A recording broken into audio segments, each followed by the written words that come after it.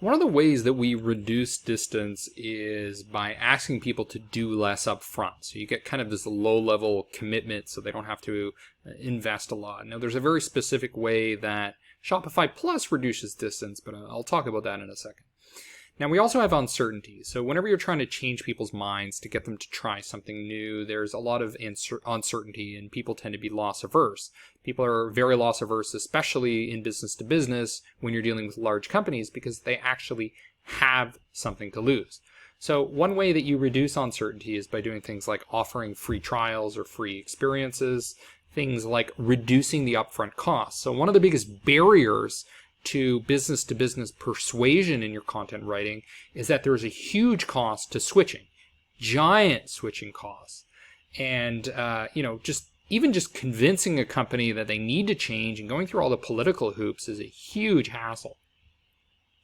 Discoverability is also important. So things like sandbox experiences or test drives, that sort of stuff, to kind of prove the point that you're not just going to deliver in a hypothetical way, but more in a tangible way. Now, lastly, we have kind of these 5 and 6 points melded together, which is corroborating evidence. And this is something that people tend to do very well in copywriting. And the reason is because it aligns quite well with the consensus principle and the authority principles that you see in Dr. Cialdini's framework. So often you do see a lot of social proof in content writing. What you don't see a lot of the time is these other elements. So let's go through these in more detail using Shopify Plus.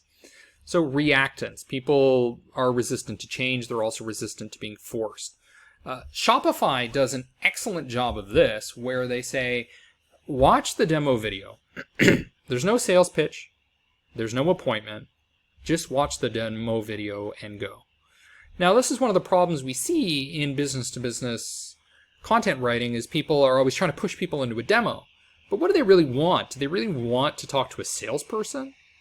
Most of the time, no. What they really want to do is just see the product. That can be summarized in a 5-minute video.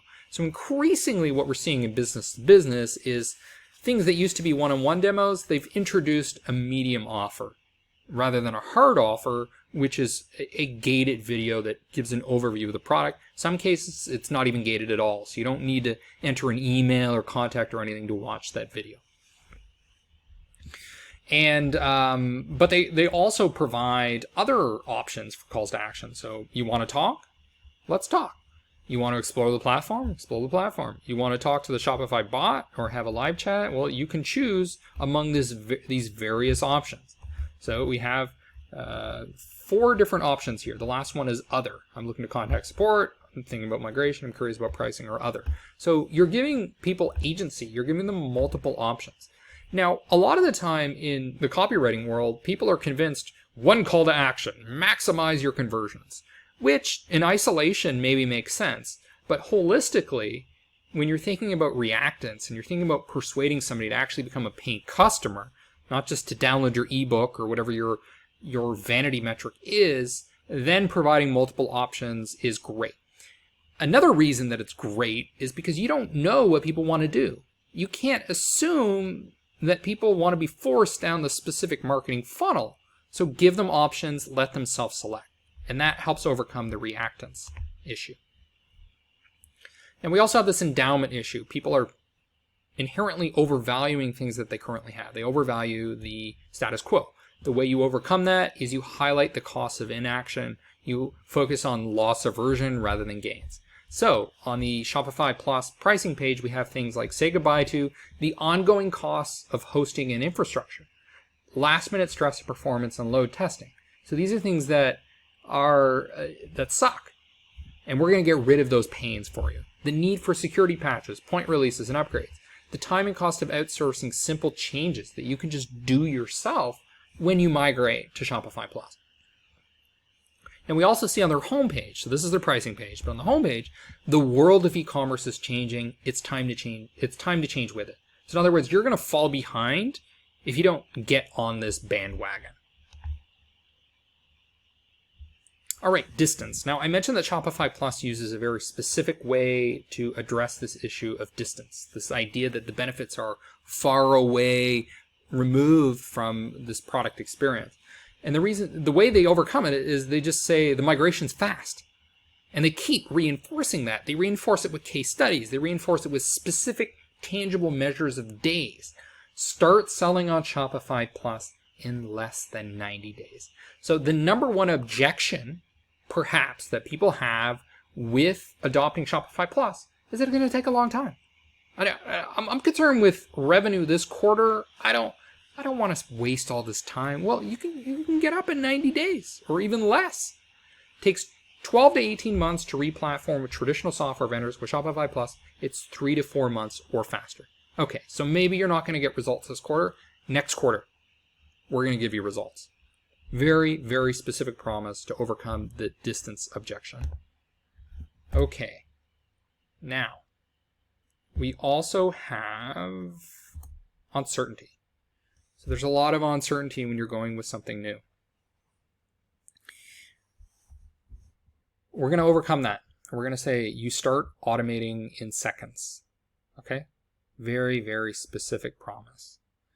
Integrate in minutes, launch in weeks. And then we're going to support this by saying get up and selling fast with rapid integration. How much does it cost to migrate to Shopify Plus? Shopify Plus doesn't charge you to migrate. We're lowering the upfront costs. That is one way you get rid of uncertainty. Overcome those switching costs, one of the biggest barriers. And as I mentioned earlier with this demo video, address those objections to get people into some sort of trial, some sort of sandbox experience, something that makes the uncertainty go away. And that is this video, which comes with no strings attached.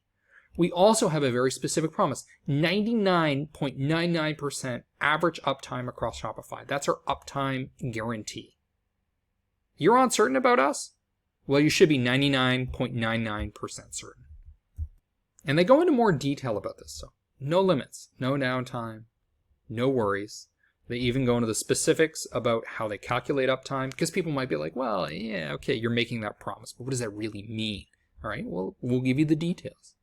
Scale without crashing, unlock limitless bandwidth. Okay, well, okay, maybe they have a guaranteed uptime, but they're going to limit our bandwidth. No, we're going to address those objections. That's one of the most important things you need to do in business-to-business content writing. Address the objections one by one until the prospect is convinced to talk to the sales team.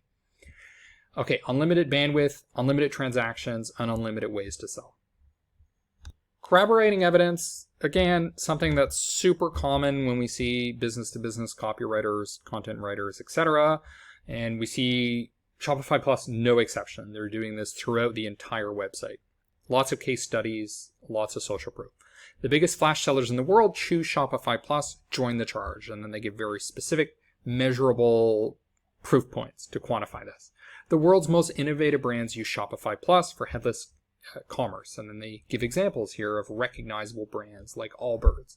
And then they use reviews from G2 Crowd. So there's nothing really surprising here. It's very common in content writing. Another thing that they're doing is they're creating industry-specific content. Now, this isn't the main way that they've structured the website, but they do provide it. And we can see it here, that they have an industry section in their sitemap. And the main industries they're going after are beauty and cosmetics, consumer electronics, fashion and apparel, food and beverage, home furnishings. And one way that they address these industries is by creating PDFs. So they have the fashion industry report, which is a gated piece of content you have to provide your email to.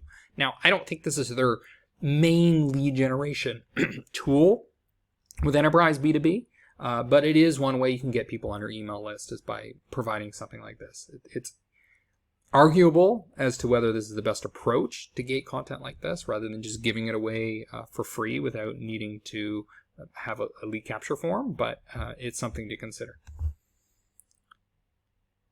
So when we go into the specific pages, I think that's a more important point about how they're creating content for different industries, and it's just on-gated information. And they're using information that's specific to those specific industries, and they're even using language. So for example, here we're dealing with food and beverage. Well, feed the online appetite. Okay, they're being clever and witty with their brand. If you're a small startup, you don't need to worry about brand tone as much. Okay, being friendly, being jovial. It doesn't matter that much. Shopify Plus, yes, branding's important because it's a very large company. And then they use social proof. So they're using Lint, a very recognizable brand, very recognizable packaging, and they're putting that front and center as a hero image on this page.